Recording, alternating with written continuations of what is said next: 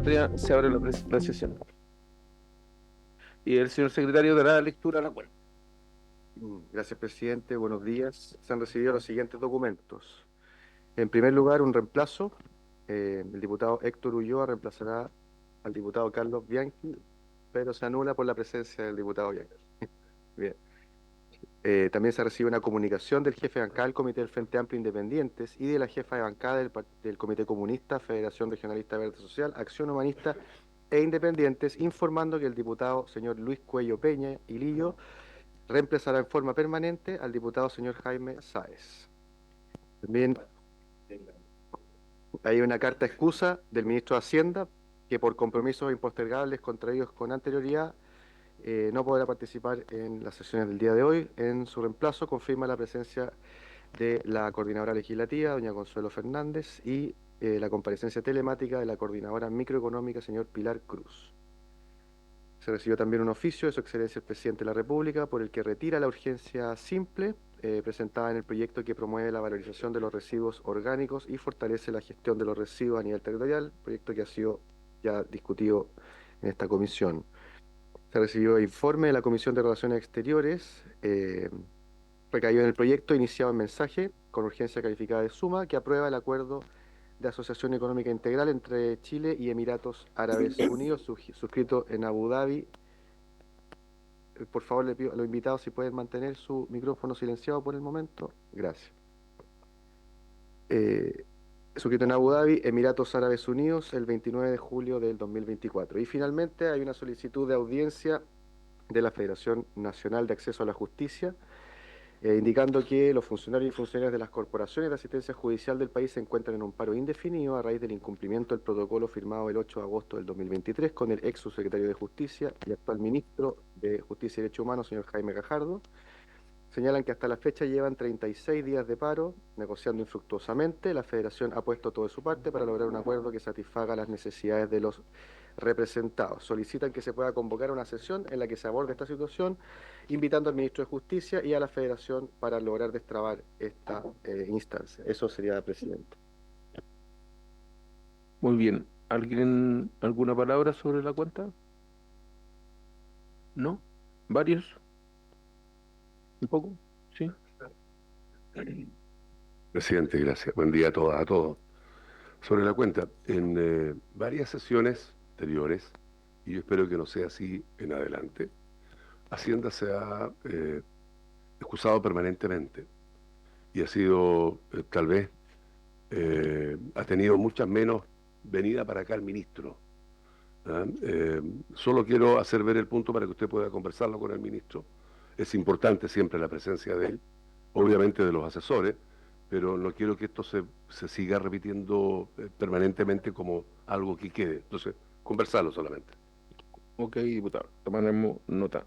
Eh, sobre varios, yo tengo esto.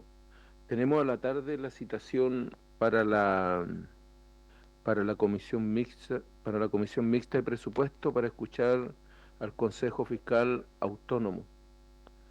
Y está la citación de 2 a 4 de la tarde. Entonces me gustaría que lo pudiéramos resolver. Delante estábamos conversando algo con el diputado Mellado, que de repente podríamos partir una media hora más tarde acá, a la tarde, para escuchar gran parte del informe en, en el Senado, porque al final de la sesión siempre son preguntas y esas cosas, pero la parte contundente que tiene que ver con el informe y todo eso al principio. Entonces, para no retrasarlo, como tenemos que votar este proyecto a la tarde, porque esta mañana en tabla en primer punto, propongo de que partamos acá a las 3:30 y así podamos estar allá la mayor parte posible de ese informe que termina a las 4. Entonces, que nos vengamos un rato antes, no creo que haya problema. Entonces, ¿les parece? Que está la cuenta del Consejo Fiscal Autónomo de 2 a 4. Entonces, para no perdernos eso, estar allá de 2 a estar como a las 3:30 y partir acá a las 3:30. O sea, 3:20 allá y nos venimos. Sí, por eso. ¿Ya? ¿Les parece? 3:30. Ya. Entonces, partimos con la orden del día que tiene por objeto recibir la audiencia respecto al proyecto de ley que reajusta el monto del ingreso mínimo mensual, la asignación familiar y maternal y el subsidio único familiar, y modifica otras leyes que indica boletín 17.508-05 con urgencia calificada de suma, donde está invitado el Ministerio de Hacienda, está la señora coordinadora microeconómica, señora Pilar Cruz Novoa, el subsecretario del Trabajo, señor Pablo Chacón Cancino, y están invitados a exponer la Confederación Nacional de Dueños de Camiones, con su presidente, don Juan Araya, que está telemático, y también de ProPyme, el director ejecutivo, señor Rodrigo Bon, pero creo que está en su representación Roberto González, ¿es así? ¿Sí? ¿No? Y está... no se ha conectado Rodrigo Bon. Y está el OPES, Observatorio de Política Económica, está su director ejecutivo, señor Ignacio Silva Neira. Bienvenido a todos los invitados que van a exponer. ¿Y el señor Roberto González de qué organización es? CNS.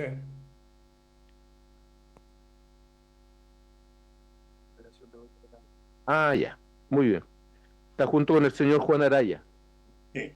Ah, muy bien, gracias. Entonces vamos a partir como fue el día de ayer, con quienes están de manera presencial, con don Ignacio Silvaneira del Observatorio de Políticas Económicas. Bienvenido, don Ignacio, y tiene la palabra.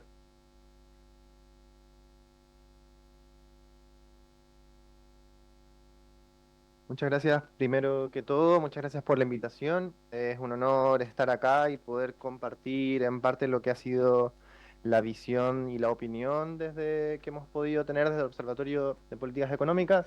Voy a compartir una presentación para ir pasando.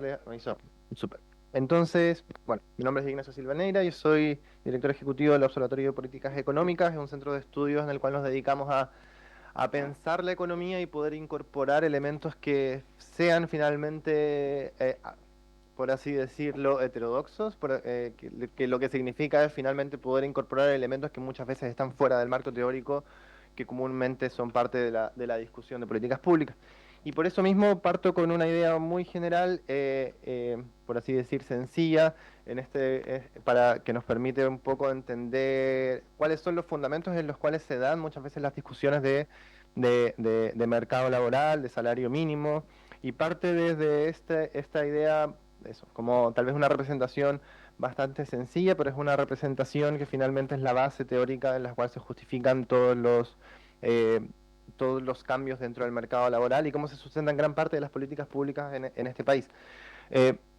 El mercado laboral muchas veces se entiende desde las justificaciones teóricas y tal como escuchamos en muchas presentaciones el día de ayer, como un mercado en el cual se encuentra oferta y demanda y lo analizamos como si fuese las transacciones de un bien cualquiera. Tal como observamos en ese gráfico, tenemos oferta-demanda, donde la demanda son las empresas que demandan fuerza de trabajo, compran horas de trabajo, y la oferta es finalmente trabajadores y trabajadoras que salen a buscar y ofrecer su fuerza de trabajo.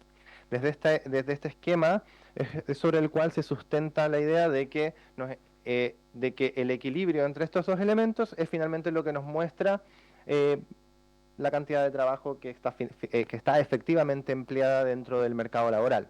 Ahora bien, cuando se analizan este tipo de políticas, como por ejemplo aumentos de salario mínimo, lo que se muestra de manera bastante sencilla es que aumentar el salario nos saca de esta fuerza, como por así decirlo, natural, entendiendo al mercado como una organización que organiza la producción, en este caso la distribución de trabajo, y finalmente el aumento del salario mínimo nos lleva artificialmente, es decir, entre comillas, artificialmente, a este estado de un precio por sobre el equilibrio que finalmente nos deja en un estado de desempleo mayor que el inicial. Este estado de desempleo mayor se explicaría entonces por una idea de que básicamente con un salario más alto, y dado ese nivel de salario, hay mayor cantidad de gente que desea trabajar de la que finalmente, de la cantidad de empresas que desean contratar para ese nivel de precio.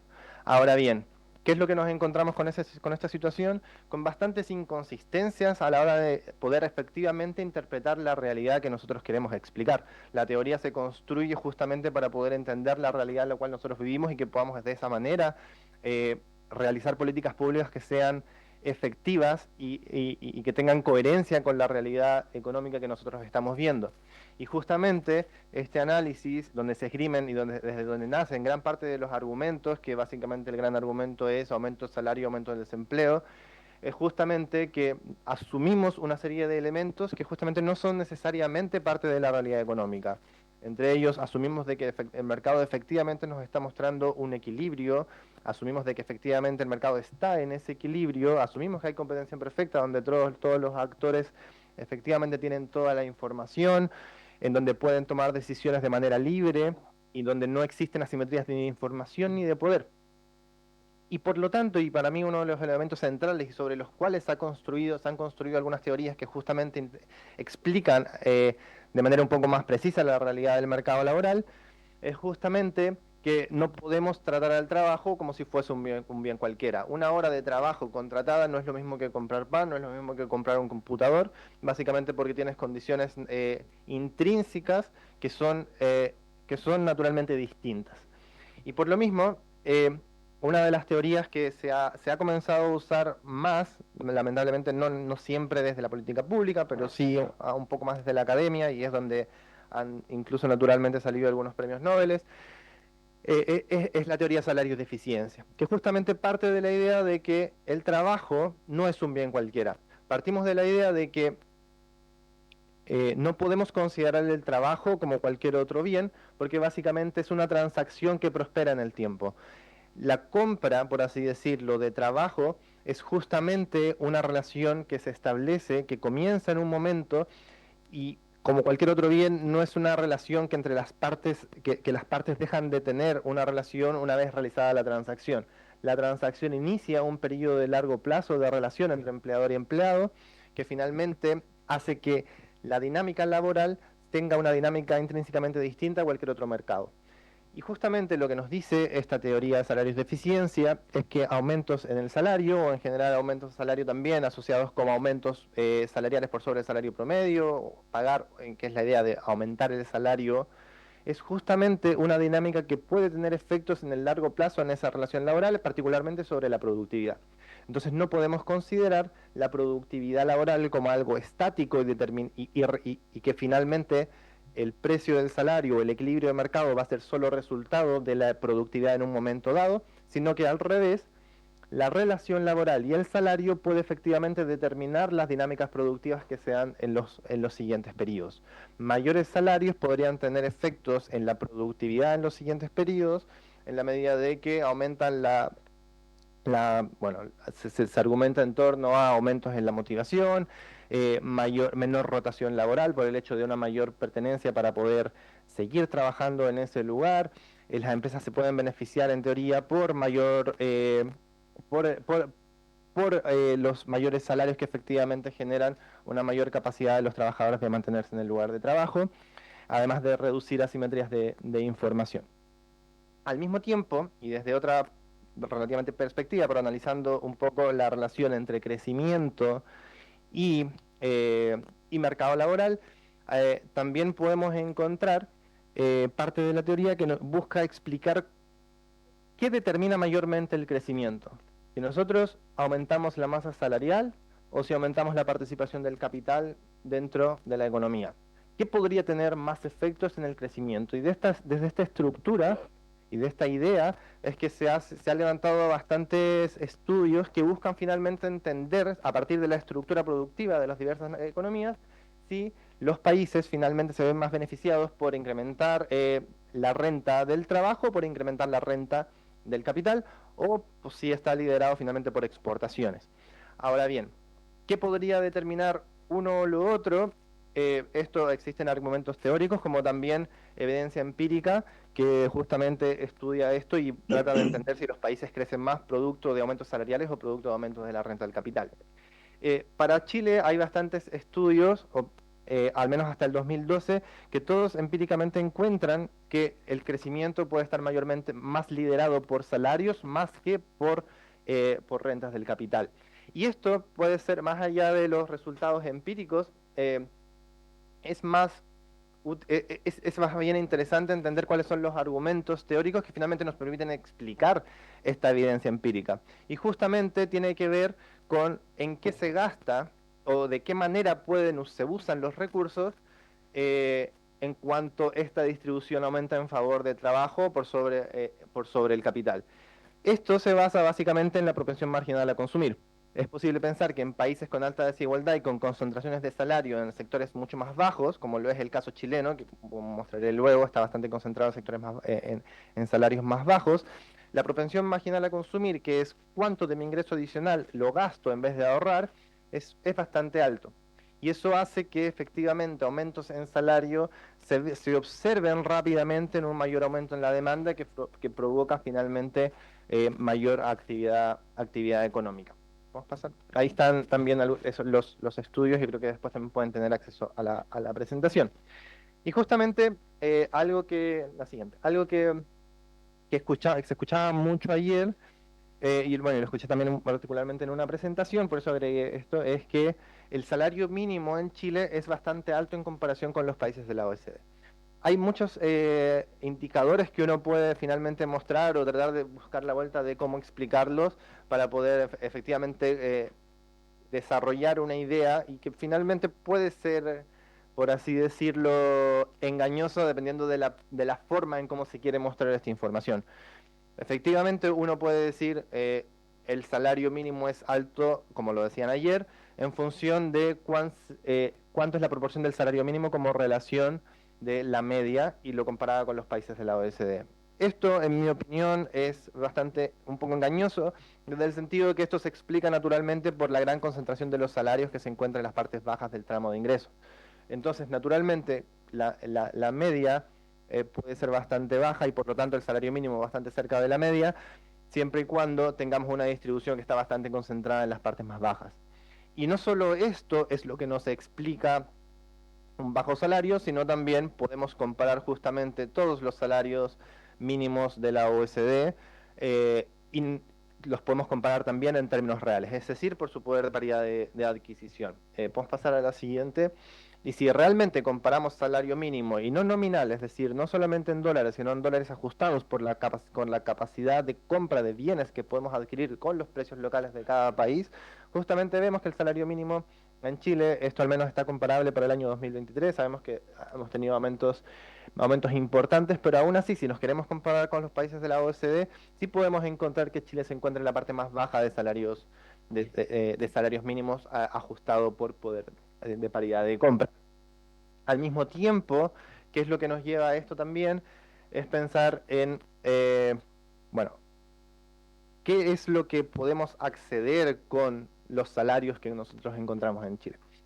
Este gráfico también es para el 2023, lo produce la OECD y compara a los países de la OECD en función de el porcentaje de trabajadores y trabajadoras que están bajo la línea de la pobreza, es decir, que con su salario no permiten salir de la línea de la pobreza para una familia de 3 personas que tiene un ingreso laboral. Y eso implica, como vemos, que la tercera columna de derecha a izquierda es Chile, que justamente nos muestra que alrededor del 12% de la población que vive en una familia de 3 con un salario no superaría para el año 2023 la línea de la pobreza, justamente también siendo de los peores desempeños de los países de la OECD, si es que entonces queremos efectivamente hablar de qué tan alto puede ser el salario mínimo en Chile o cuánto queda por hacer, y justamente esto también es lo que podemos discutir en torno a salario vital. Comentaré un par de cosas después. ¿Qué es lo que tenemos en relación a las pymes? Bueno, justamente tengo algunos datos respecto a esto. Lo que vemos, y como ya sabemos, cerca de la mitad del empleo es provisto por empresas, por micro y pequeñas y medianas empresas. Lo que sí vemos también es como que respecto a la columna izquierda, vemos el número de empresas, también el 97% de las empresas son micro, pequeñas y medianas empresas, solo un 3% son empresas grandes, sin embargo, cerca del 80% de las ventas son hechas por empresas grandes. Y eso nos habla de esta gran asimetría y heterogeneidad, asimetría y heterogeneidad que podemos encontrar entre las empresas de gran tamaño y las empresas de las pequeñas y medianas y microempresas. Siguiente, por favor. Lo mismo podemos encontrar respecto de la heterogeneidad que vemos en términos de informalidad laboral. Justamente las empresas más pequeñas son las que concentran las mayores tasas de informalidad, y al mismo tiempo vemos también una gran asimetría en términos del promedio de personas que emplean las empresas según tamaño. Las microempresas justamente emplean en promedio 1.33 personas, las que corresponden a más de 400.000 empresas, y cerca del 44% de las MIPYMES cuentan con al menos un trabajador. Siguiente. Perdón.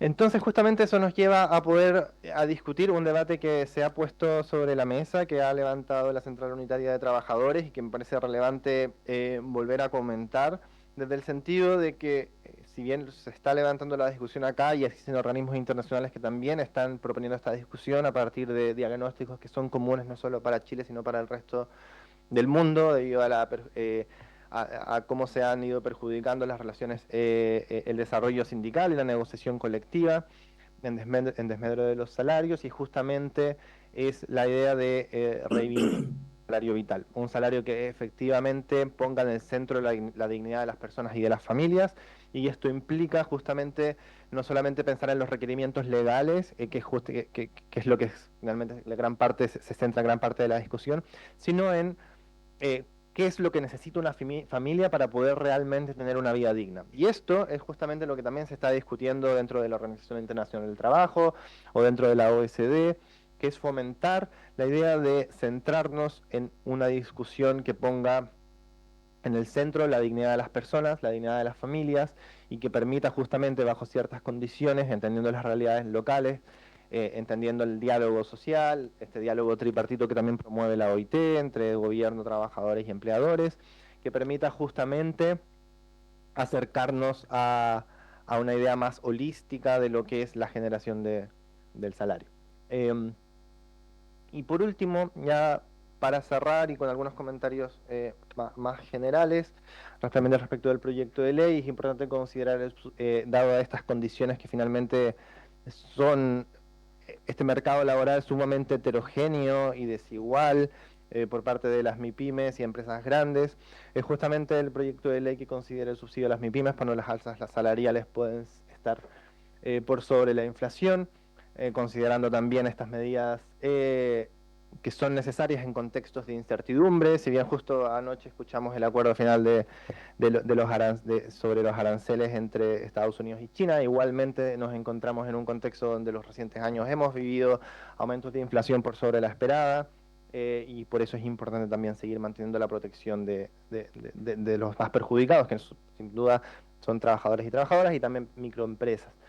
Y por eso mismo también se reivindica el rol que se incluye de la Comisión Sectorial para la implementación del Observatorio de Ingresos y Costos de la Vida, que justamente es uno de los temas relevantes a considerar en cuanto la inflación, que justamente es una de las medidas que más nos fijamos a la hora de revisar los salarios, es justamente puede ser sumamente cuestionada, en cuanto la inflación no es homogénea para toda la población. No todos los quintiles de la población consumen de la misma manera o poseen las mismas canastas, las mismas ponderaciones, y por lo tanto no se ven afectados de la misma manera ante la inflación.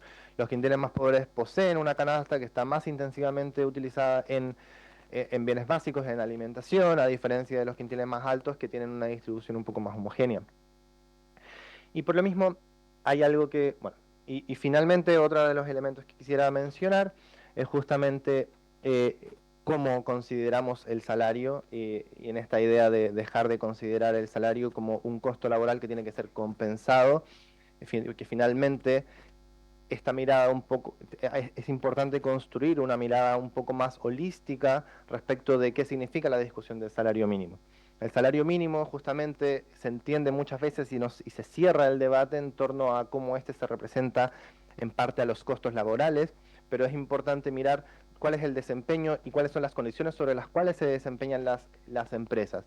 Como vemos, las pequeñas y medianas empresas se encuentran en un contexto sumamente adverso y por lo tanto los costos laborales es parte de las dificultades que podrían encontrar, pero también es importante poder avanzar en esta discusión en la medida de que podamos entender las condiciones de mercado en las cuales se desempeñan. Justamente las condiciones de concentración de mercado y las dificultades que tienen para desempeñarse en un contexto sumamente asimétrico y de baja concentración de mercado en comparación con las empresas grandes, es uno de los elementos que debiera considerarse y no cerrarse solamente en la discusión del salario mínimo como un costo a mitigar. Justamente, y ya por último, mencionar de que también se habla mucho del contexto económico como una de las razones que dificulta finalmente los aumentos salariales, y sobre esto es importante no quedarnos en la discusión un poco más cortoplacista de creer que la discusión de crecimiento está acotada a lo que estamos viviendo hoy. La estructura económica chilena, que es esencialmente el resultado de políticas económicas que se llevan implementando por décadas, nos ha mostrado que existe un modelo que está sumamente agotado y que ha determinado estas tasas de crecimiento que vienen a la baja, el productividad que viene a la baja, desempleo que viene subiendo hace ya más de 7 años, y que por lo tanto pensar en que hoy la discusión de salario mínimo es lo que puede determinar las dinámicas de crecimiento es justamente un poco reducido en cuanto no entendemos la mayor profundidad de la discusión del crecimiento económico y las dificultades que este presenta y lo que finalmente puede estar asociado más a la estructura productiva más que a las dinámicas en particular de lo que podemos observar hoy. Bueno, eso en general. Entiendo que ahora también pueden haber preguntas. Muchas gracias por su tiempo. Gracias, don Ignacio. No sé si hay alguna consulta, algún diputado. ¿Diputado? ¿No? El diputado Saborno. Presidente, gracias por la exposición. Bueno, usted dice que las pymes, ¿cierto?, están pasando por una situación compleja, difícil, y nadie nos ha podido explicar, a ver si usted puede intentar hacerlo, por qué le subimos el sueldo mínimo a los trabajadores hoy día mucho más allá de la inflación, considerando que el objetivo del gobierno es mantener el poder adquisitivo de los 500.000 pesos que se habían fijado. Nosotros sacamos la cuenta, los números no nos dan, cosa que no nos extraña, pero la verdad que nadie nos ha podido explicar cuál es el argumento para poder subir el sueldo mínimo más allá de la inflación, considerando que el propio argumento del gobierno dice que quiere mantener el poder adquisitivo de los 500.000 pesos. Eso es una cosa que nadie ha podido explicar. Y en segundo término, si este salario era adecuado, el seguir subiéndolo, usted, como le digo, nos dice que la pyme y la economía en general están en una situación compleja.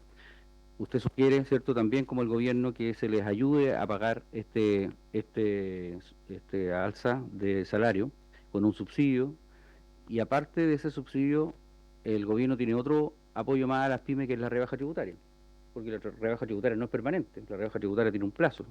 Luego de eso viene la discusión para establecer el estatuto pyme. Entonces, a simple vista, si nosotros sacamos los beneficios que la pyme hoy día tiene para pagar el salario mínimo, simplemente no es sostenible en el mercado laboral. Simplemente no lo resiste. Entonces, ¿cuál es el salario de equilibrio del que usted hablaba al principio? Porque claramente hoy día lo que estamos produciendo, según el propio Banco Central, y también preguntarle si usted comparte ese análisis, ha dicho que se ha producido un desempleo, ¿cierto?, del 4,8% producto de las medidas que se han tomado. La contratación y el costo de contratación ha aumentado casi en un 19%, producto de la rebaja horaria 40 horas, el alza del salario mínimo y ahora el aumento de cotización previsional que va a empezar. Entonces, por eso nuestra preocupación respecto de cómo respondemos ante un mercado laboral que está tremendamente debilitado. Eso, presidente, gracias. Gracias, diputado. ¿Ninguna otra? Tiene la palabra don Ignacio. Bueno, Justamente como esta idea de, bueno, ¿cuál es el salario de equilibrio? Como qué es lo que efectivamente podrían, por así decirlo, pagar las pymes y encontrar algún salario que sea, digamos, por así decirlo, estable. A ver, mi punto principal sobre esto es que justamente los mercados no son estáticos y no podemos pensar ni evaluar eh, de manera de manera atemporal las dinámicas de mercado y pensar que podemos encontrar un salario que finalmente va a ser estable. El mercado es esencialmente dinámico y los equilibrios son esencialmente insostenibles. Son fluctuantes y por lo tanto el argumento principal que quisiera poner sobre la mesa es que el salario determina la productividad de las empresas. No podemos pensar de que solamente por la asignación de un salario, que sea esencialmente, digamos, que por el aumento de un salario, va a determinar bajo la misma estructura productiva de una empresa solamente un costo más alto y no va a determinar cambios de largo plazo en lo que va a pasar dentro de la estructura interna de las empresas. Los salarios, efectivamente, sí, aumentos de salarios sí pueden tener efectos en la productividad en cuanto reestructuran las dinámicas dentro de la empresa. Ahora bien, eso es lo que pasa dentro de la empresa, pero justamente fuera de la empresa también se determinan las dinámicas productivas y también se determinan las condiciones sobre las cuales las pymes se insertan. Las pymes, efectivamente, o cualquier empresa, pero en este caso que hablamos de las pymes pueden tener un mejor desempeño, digámoslo, respecto de cómo su relación costos-precios, costos y las utilidades que desempeñan, pero los precios también son los que determinan, los precios a los que acceden y sus ingresos son finalmente los que determinan sus dinámicas o las utilidades que van a recibir. Y el precio, justamente esta otra parte, es lo que también es importante mirar, el precio que también se determina dentro del mercado y que es resultado también de estas asimetrías competitivas. Cuando hablamos de que el 80% de los ingresos de las empresas son captados por empresas grandes, estamos hablando de que las pymes se enfrentan a un mercado que es sumamente concentrado y que por lo tanto mejorar las condiciones de las pymes solamente poniendo presión a la baja de los costos laborales es una discusión bastante cerrada, en cuanto que un problema que nosotros hoy día encontramos para el desarrollo de las pymes es justamente las condiciones adversas dentro del mercado en las que ellas se desempeñan. Lo mismo respecto de la productividad. Y eso tiene que ver también con las políticas que puedan incentivar las mejoras productivas de las pequeñas y medianas empresas, y también, bueno, es naturalmente a las actividades que ellas se dedican. Diputado Mayor.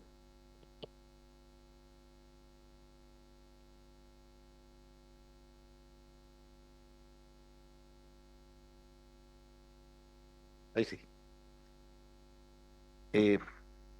Yo no sé, presidente, si el invitado no sé quién representa, digamos, y quién le paga, digamos, a su observatorio, porque la verdad es que no sé si está viviendo en Chile, digamos, porque la verdad es que acá las pymes, ¿cierto? Sobreviven, no, pero es la verdad, pues, no, perdóneme, no venga, no, perdóneme, ¿ya?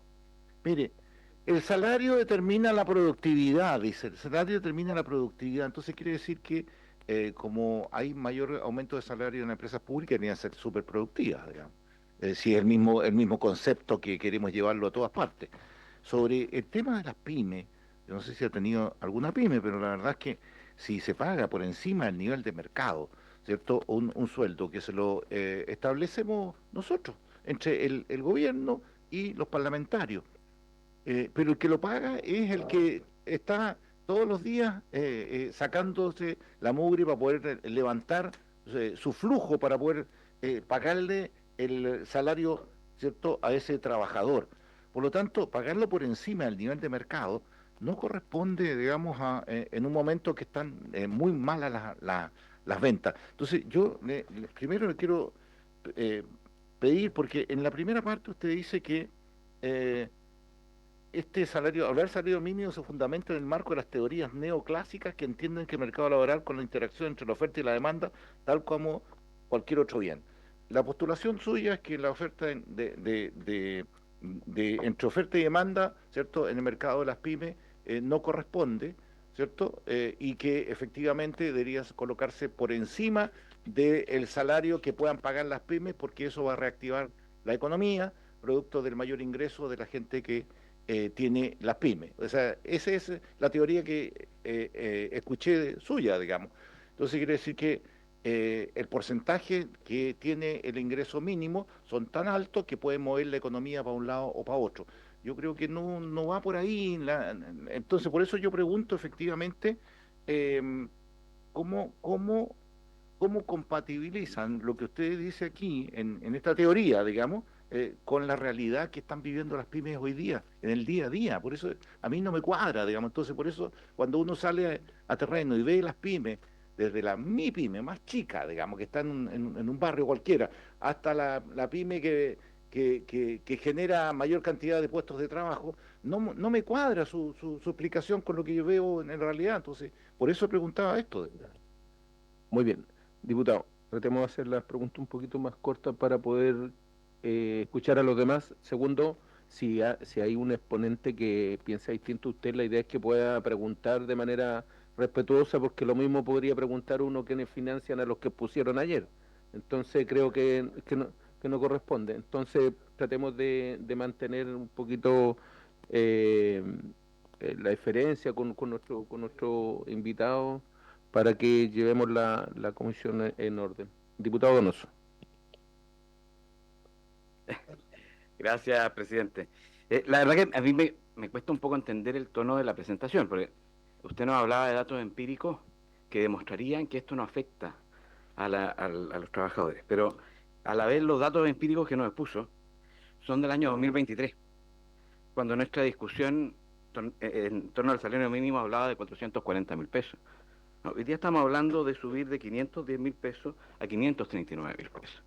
Entonces, y no aventura en la posibilidad de decirnos qué es lo correcto, cuánto es lo que debiéramos hacer, ¿ah? Para no afectar la empleabilidad y con los datos actuales.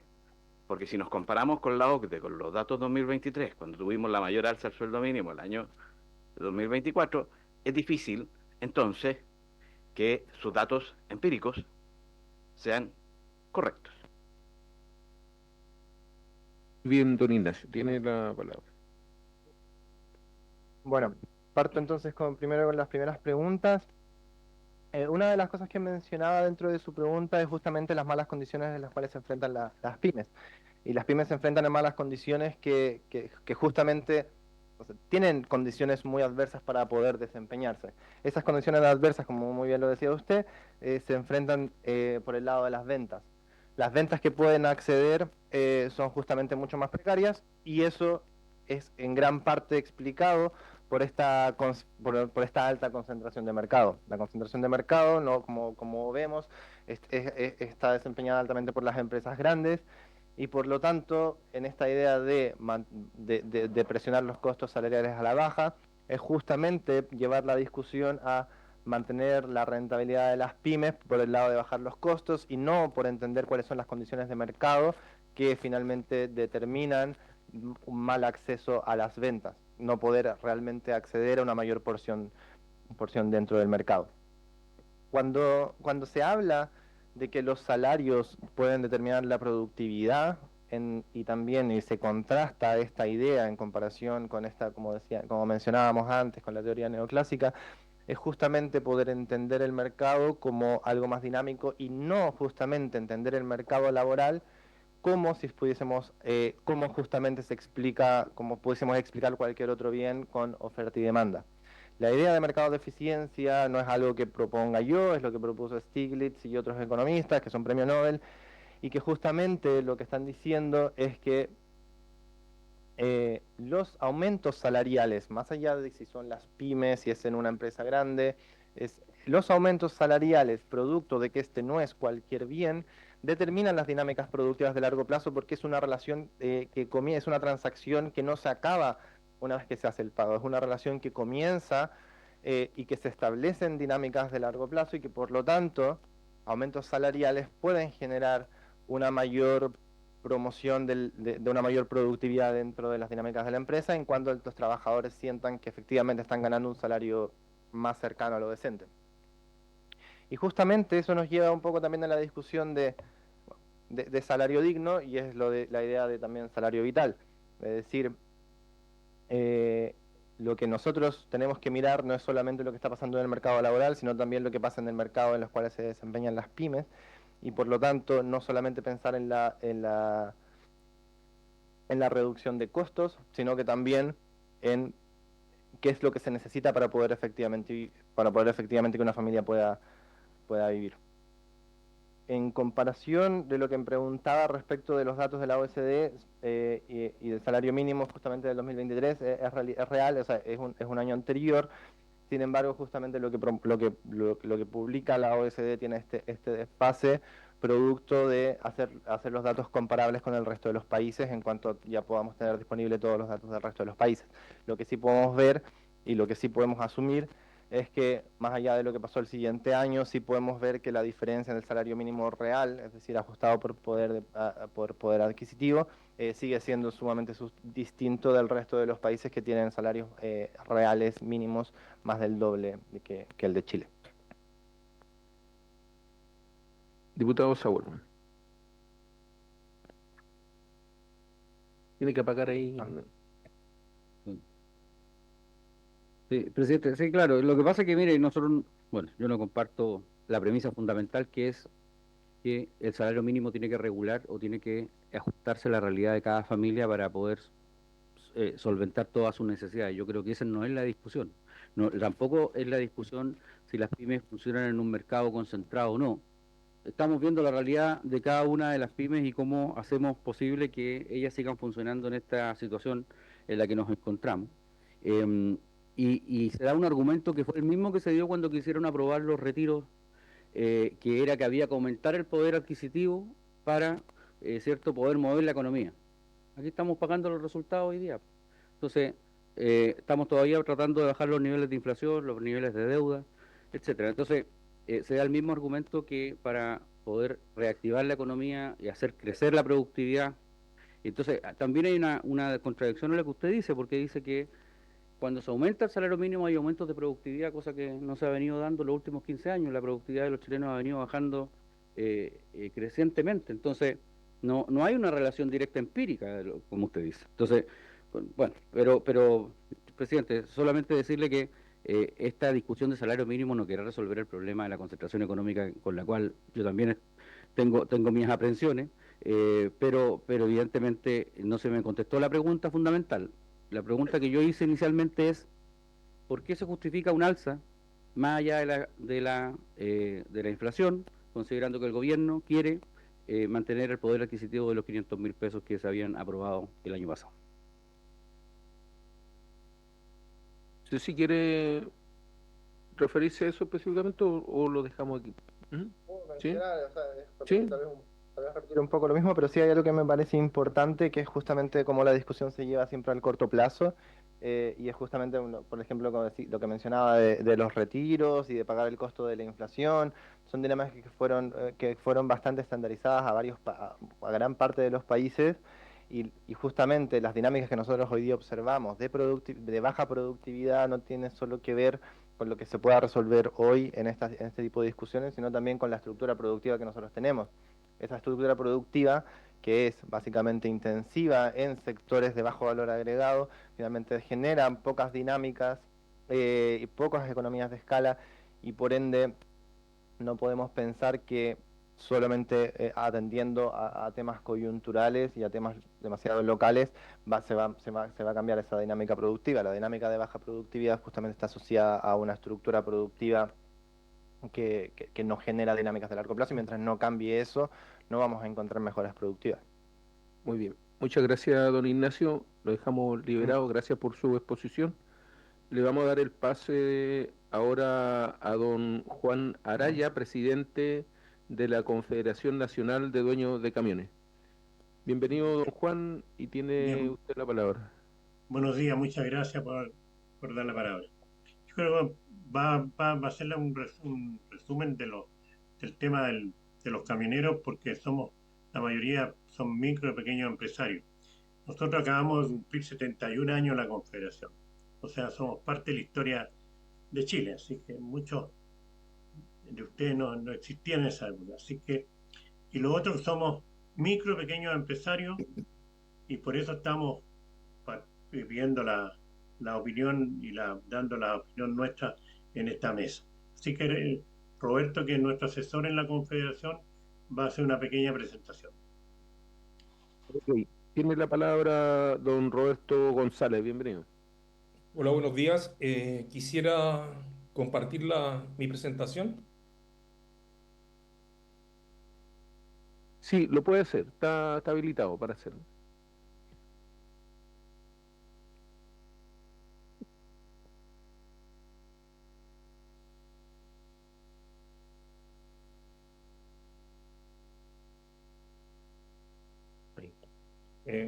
¿Se ve ahí? Sí, sí, se ve claro. Ya, perfecto. Bueno, antes que nada, buenos días. Quisiera agradecer la invitación a exponer a esta comisión. Agradecer a los parlamentarios que están presentes ahí. Y tal como dijo nuestro presidente, nosotros representamos la Confederación Nacional de Dueños de Camiones, que es una organización que tiene más de 70 años de presencia en nuestro país. Es una organización empresarial gremial. Tenemos presencia en todo el territorio nacional, desde Arica, Parinacota, hasta la región de Magallanes, en Porvenir, Tierra del Fuego. Tenemos 2 asociaciones gremiales, tenemos asociaciones gremiales en Punta Arenas, Puerto Natales. Nosotros nos definimos como una organización colaboradora, responsable, estamos comprometidos con la normativa legal de nuestro país, creemos en la asociatividad como forma de competir en el mercado y generar riqueza en nuestro país. Participamos en un sector estratégico de la economía nacional, un sector que aporta aproximadamente el 5% al PIB nacional, estamos hablando de alrededor de 15.000 millones de dólares por año. Y nosotros, nuestro rol, Chile es un país de carreteras, ¿ya? Y todo lo que se mueve en este país prácticamente se hace por camiones. Más del 95% de la carga que se transporta en este país se hace a través de camiones. Todo lo que está en vuestra sala de reuniones llegó ahí por camión. Por lo tanto, todo lo que se mueve en nuestro país es principalmente por camiones. Tal como lo decía nuestro presidente, la Confederación es una organización que está compuesta principalmente por pymes y MIPYMES, ¿ya? Y aquí viene un punto importante ya como para entrar en contexto del tema que se trata esta exposición. Recordar que las pymes en Chile aportan aproximadamente el 50% de la fuerza laboral, ¿ya? Y dentro de este 50%, más o menos un 34, 35% corresponde a lo que es la pequeña y la microempresa. Entonces, la importancia en todo lo que es generación de empleo dentro de lo que son pymes y MIPYMES es realmente importante.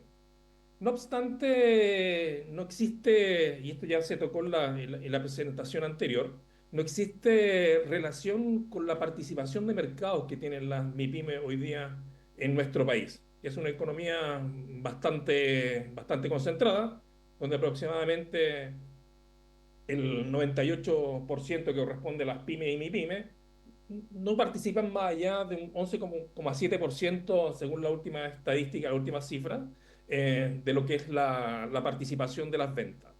Y esto es un tema que a nosotros como pyme nos preocupa, ya que a inicios del año 2000 la participación de las pymes en la economía nacional era cerca de un 20%. Por lo tanto, el deterioro a, a partir de los últimos 20-25 años ha sido constante y hoy día estamos alrededor del 11,7%. Este deterioro de las pymes, nosotros abogamos para que efectivamente existan políticas que favorezcan a las pymes y a las MIPYMES, ¿ya? Y aquí quisiéramos destacar que ojalá se agilice y se trate como corresponde con la urgencia que se merece el tema del pago oportuno de 30 días, ¿ya? nosotros pensamos que mejorando la posición financiera de las pymes a través de un pago oportuno, debería mejorar la condición de la empresa y a través de ella la condición de nuestros trabajadores. También reiterar lo importante que es la permisología, que entiendo que ya está bastante avanzado dentro de la Cámara y dentro del Senado, en la medida que nos colocan menos trabas a la inversión, a los nuevos proyectos que queremos desarrollar, eso sin duda que debería mejorar la posición de las pequeñas y medianas empresas de nuestro país, ¿ya? A modo de ejemplo, tenemos un asociado nuestro que hace más de 2 años está tratando de pavimentar el patio de camiones y aún no tienen los permisos respectivos para poder hacerlo. De hecho, tiene que contratar hasta un arqueólogo para revisar el terreno al cual quiere pavimentar su patio. Y estamos hablando de un patio pequeño, no son más de 500 metros cuadrados. Y a la hora que encuentran una tapita de Coca-Cola, obviamente el tema se compleja mucho más. Respecto, y aquí entramos directo al tema del ingreso mínimo, del salario mínimo, recordar que en abril del año 2023, el presidente Boric, junto con la Central Unitaria de Trabajadores, ya fijaron que a partir del 1 de julio del año pasado, 2024, se iba a tener un ingreso mínimo mensual de 500.000 pesos, el cual se iba a incrementar el 1 de enero del año 2025 a 510.616 pesos. Importante señalar que desde el año 2022, de mayo de 2022 al 1 de enero del 2025, o bien al 30 de abril del 2025, el salario mínimo, el ingreso mínimo mensual subió de 380.000 pesos a 510.000 pesos. Eso significa en términos nominales un alza del 34,4% del valor. Y en esa misma fecha, época, el índice de precio al consumidor, el costo de la vida se incrementó en un 15,5%, lo que obviamente en términos reales debería ser un incremento del 20%, que no deja de ser significativo y costoso para las pequeñas y medianas empresas. Si bien esto está acompañado de un subsidio al trabajo, nosotros pensamos que la vía para solucionar nuestros problemas no pasa por colocar subsidios en este tema. ¿Qué es lo que dice el proyecto de ley 2025? Subir el ingreso mensual mínimo a partir del 1 de mayo a 529.000 pesos y a 539.000 pesos a partir del 1 de enero de 2026. ¿Ya? Hacer una pequeña observación, ¿ya? Que los 529.000 pesos, el ingreso mínimo mensual, se trata de trabajadores entre 18 y 65 años de edad. Yo quiero hacer hincapié en que hay cierta discriminación. Eso no debería ser, ¿ya? Pensamos que una persona de 66 años, 67 años, está en plena actividad y no debería discriminarse en ese sentido. El alza en sí, en los primeros, si comparamos enero 2025 con mayo 2025, significa un 3,6% real, ¿ya? Y en esa misma fecha el índice de precio al consumidor fue alrededor de un 2,2%, lo que te daría un crecimiento real de aproximadamente 1,4%, ¿ya? Ahora, si comparamos a enero del 26, donde efectivamente se va a subir a 539.000 pesos, significa un incremento del 1,8%. En global, significa que estamos incrementando el salario mínimo de un año a otro, enero 25, enero 26, en alrededor del 5,5%. Si nos comparamos con los demás países latinoamericanos, ¿ya? Que es nuestro panel no obstante nosotros pertenecer a la OCDE, ¿ya? Yo no me comparo con Europa, sino me comparo con los países de mi región. En mi región, hasta antes de este alza del salario mínimo, nosotros éramos el tercer salario mínimo más importante de la región, encabezado por Costa Rica, seguido por Uruguay, y en tercer lugar está nuestro país. Hoy día, con el alza que se propone, estaríamos alrededor en segundo lugar, básicamente, ¿ya? Eso como información. De acuerdo a la encuesta suplementaria de ingresos del año 2023, el ingreso mensual medio de nuestro país es de 582.000 pesos, mientras que, perdón, el ingreso medio, ¿ya? No alcanzo a ver ahí. Y el ingreso laboral promedio es de 826.000 pesos, ¿ya? En nuestro sector estamos muy por encima de esos valores, ¿ya? En el transporte. Hoy día no hay un conductor que gane menos de 1.150.000 pesos, ¿ya? Un conductor de camión por carretera y un camión de estos camiones típicos 3/4, el ingreso mínimo está entre 800 y 900.000 pesos. Ahora, ¿qué es lo que a nosotros nos preocupa? ¿Ya? Que es un tema que lanzó la Central Unitaria de Trabajadores respecto a lo cual, al salario vital que llaman ellos, que lo tiraron alrededor de 725.000 pesos. ¿Ya? Es un tema que a nosotros como confederación nos preocupa abiertamente y obviamente no estamos de acuerdo de que se fije esa cantidad, ¿ya? ¿Y de dónde se saca este número, ¿ya? Básicamente por los conceptos vertidos por la Organización Internacional del Trabajo, que dice que el salario digno debería ser el adecuado para las necesidades de lo que implica el costo de la vida y lo que se refleja en lo que debería ser la productividad económica de los países. ¿Ya? Para eso se definió cuál era la estructura de gasto de los hogares. ¿Ya? Básicamente los hogares chilenos, el mayor gasto implica lo que son alimentos de bebidas no alcohólicas, hasta finalmente eso pesa alrededor de un 21%, y finalmente todo lo que son bebidas alcohólicas y tabaco, que te pesa un 1,5%. De acuerdo a la mesa que se constituyó durante los primeros meses del año en el Ministerio del Trabajo, ahí se estableció que el ingreso que correspondería sería alrededor de 1.451.000 pesos.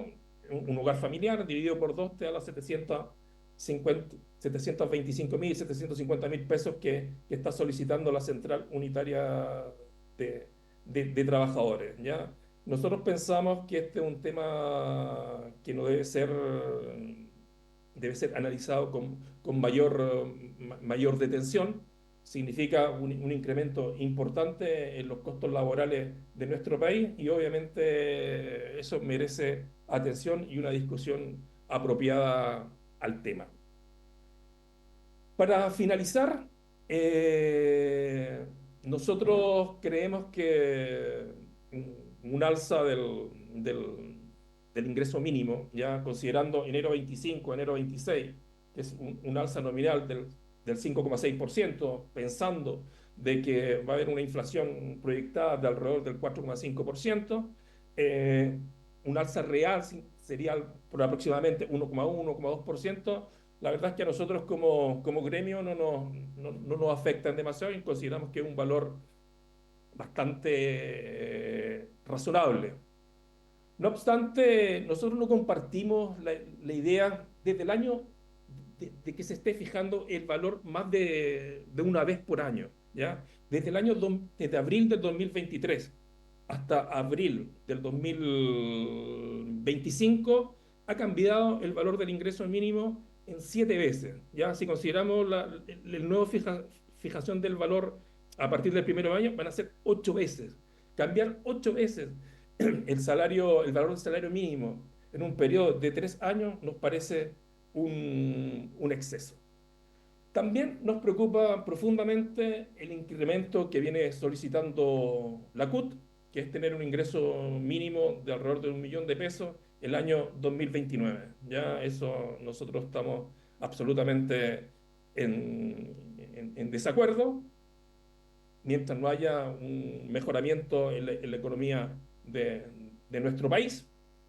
Igual preocupación tenemos del salario vital que ha estado planteando la Central Unitaria de Trabajadores, que se aproximaría a los 725.000 pesos. Ya creo que no obedece a la realidad que hoy día tiene nuestro país. Las tasas de crecimiento y la situación de las pymes y las MIPYMES no permiten llegar a esos valores. No obstante, tal como dije anteriormente en la presentación, en el caso de nuestro, ya del sector transporte de carga por camión, los ingresos están muy por sobre esos valores. Sin embargo, nosotros pensamos en las pymes en general que no están en condiciones de pagar los valores que viene solicitando la Central Unitaria de Trabajadores. Creemos, y esta es la última lámina para finalizar, que el ingreso mínimo mensual no debería estar sujeto a discusiones cada año, ¿ya? Debería existir algún tipo de algoritmo, ¿ya? Que pudiera tomar en cuenta el crecimiento del país, la productividad, la tasa de desempleo que existe hoy día en Chile, cuál es la informalidad, y a partir de ahí tener una idea de cuál deberían ser los ingresos mínimos mensuales, considerando todas estas variables. Tampoco nos parece pertinente que en esta discusión del salario mínimo participara solamente la Central Unitaria de Trabajadores y el gobierno, ¿ya?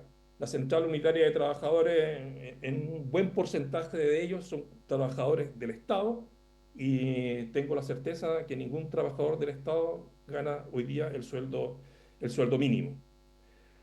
Estamos de acuerdo en mantener el subsidio que actualmente existe para las pymes, las MIPYMES.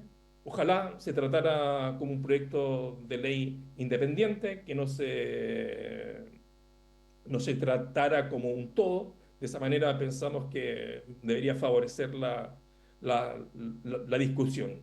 ¿Ok? Importante aquí recalcar que el subsidio del ingreso mínimo es un beneficio para los trabajadores, ¿ya? No es un subsidio para la empresa, ¿ya? Es un subsidio para los trabajadores y no para los empresarios. Eso que quede súper claro. Y finalmente, y con esto termino, que lo importante es favorecer la creación del empleo formal en nuestro país, mejorar las condiciones de los trabajadores, ya no a través de decretos, sino que el mismo mercado fuera regulando cuáles deberían ser las remuneraciones adecuadas para los trabajadores.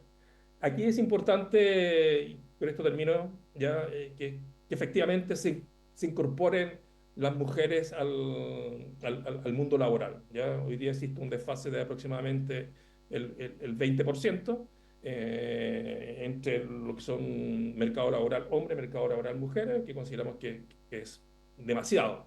En la medida que incorporamos más mujeres al mundo laboral, estamos mejorando la condición económica de los hogares chilenos, que en definitiva eso es lo que nos debe preocupar. Y aquí terminamos. Agradecer la oportunidad de poder presentar nuestra idea respecto a lo que es este nuevo proyecto de ley de ingresos al salario mínimo. Muchas gracias. Muy bien, muchas gracias, don Roberto. ¿Alguna pregunta de los parlamentarios? Diputado Mellado. Sí, también. Mire, a ver, según lo que ustedes mismos expresan, ustedes no pagan el sueldo mínimo. ¿Perdón?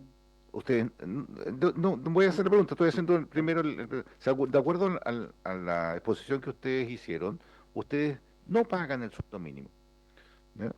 Pero sí dicen que les parece razonable meterse en el bolsillo de las pymes, que se suba el 5,6% nominal sobre la inflación, no tienen problema en decir que están de acuerdo, pero ustedes no pagan el sueldo mínimo.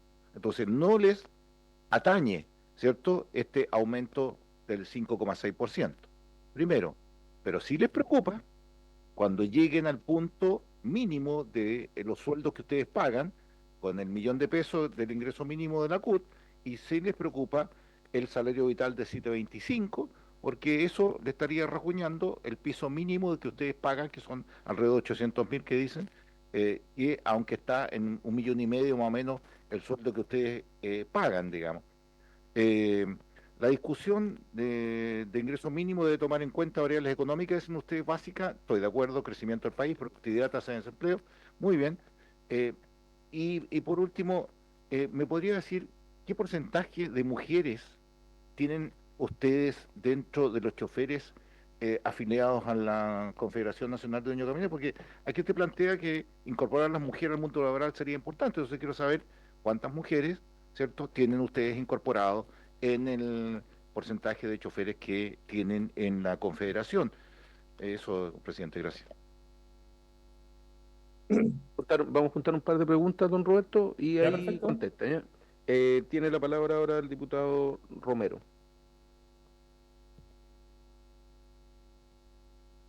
Gracias, presidente. Saludar a los invitados hoy día. Yo quiero hacer una pregunta a la Confederación.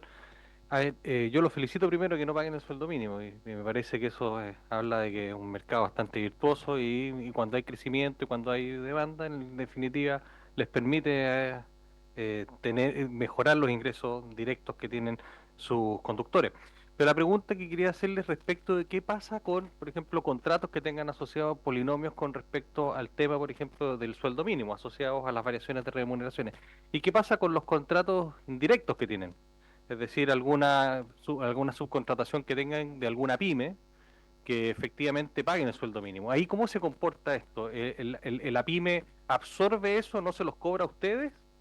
Y si se los cobra a ustedes, por ejemplo, este aumento del sueldo mínimo, este 5,6 que tiene alguna pyme que le presta servicio a su gremio, ¿eso ustedes lo traspasan al cliente, o finalmente ustedes también dicen no se preocupen, nosotros como queremos hacer es, como nos vemos con buenos ojos que aumente el ingreso mínimo, lo absorben ustedes y finalmente no se encarece el transporte que es tan importante en Chile? ¿Cómo funciona eso? Ustedes al final la pregunta muy concreta, presidente, es que esta variación para ustedes es inocua, o en definitiva, si hay un aumento en alguna pyme que le preste servicio a ustedes, que haga variar los costos de los contratos por los polinomios que se aplican, por ejemplo, para fijar las tarifas, o bien le aumente usted un costo, ¿eso ustedes lo van a absorber?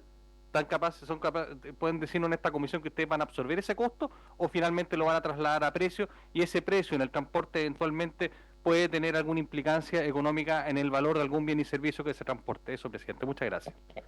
Muy bien, se nos está acabando el tiempo. ¿Entendemos 10 minutos? ¿Me parece? Ya. ¿Tiene la palabra alguna otra pregunta o no? ¿No? Diputado, tiene la palabra don Roberto González. A ver, agradecer las preguntas.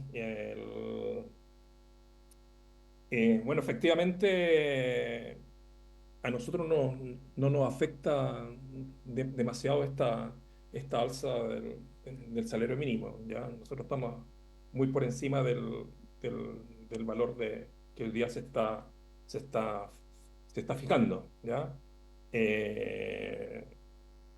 Y respecto a ver si me puede repetir el tema de las mujeres que decía el diputado Mellado.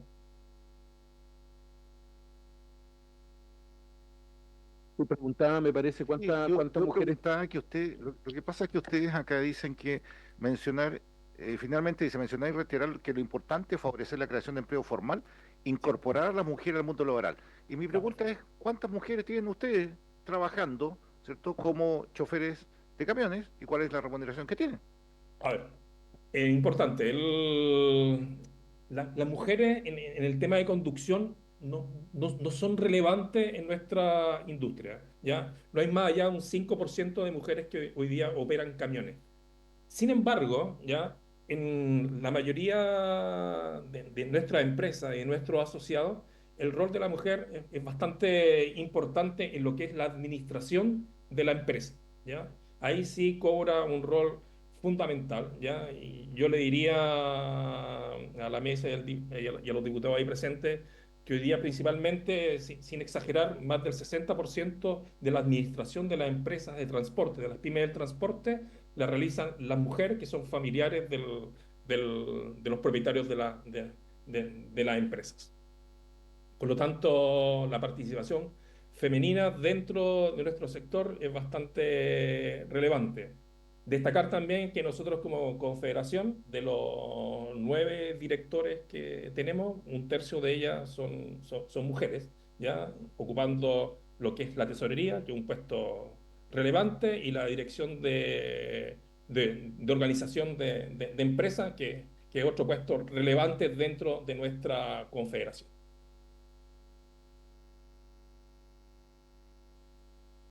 Pero tenía otra pregunta del diputado Romero sobre los costos, sobre si afectaba el ingreso en los costos, porque podría tener una empresa que le prestaba servicio a ustedes. Sí, perfecto. Al respecto, un buen porcentaje de empresas, la mayoría, ya trabaja efectivamente con polinomios de costos, ¿ya? Y obviamente en este polinomio está considerado el incremento que pudiera existir en términos de costos laborales, ¿ya? Eso está reflejado en los polinomios con los cuales trabajan los transportistas nuestros.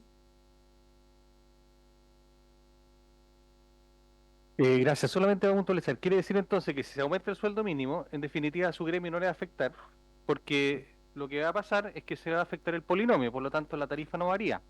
¿Ya? Al final, supongamos, si aumenta el costo supongamos, algún pioneta o algún recauchaje, algún subcontrato de una pyme, incluso la alimentación, ese tema se va a incorporar después eventualmente a los costos y se le traspasa al cliente.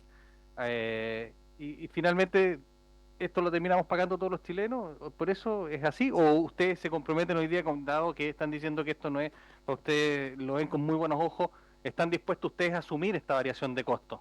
¿O finalmente eso no es así? ¿Lo van a pagar igual otro? Y por lo tanto como queda un poquito lo mismo. En términos reales, esto es algo más de un 1% lo que significa el incrementar el costo del salario mínimo. Ya estamos pasando, si comparamos enero 25 con enero 26, un 5,5% nominal, y la inflación proyectada será un 4,5%. Estamos hablando de un incremento real del 1%. ¿Ya? Nosotros pensamos de que si una empresa no tiene la capacidad para incrementar el salario de los trabajadores en un 1%, esa empresa, no es ese el problema, no es el problema el incrementar el 1% las remuneraciones de los trabajadores. ¿Okay? Creemos que es absolutamente marginal un incremento del 1%. Y la mayoría de nuestras empresas, de nuestros asociados, estamos en condiciones de soportar un incremento de remuneraciones del 1%. Pensamos que si no tiene esa capacidad para incrementar en ese valor, debería cerrar el negocio.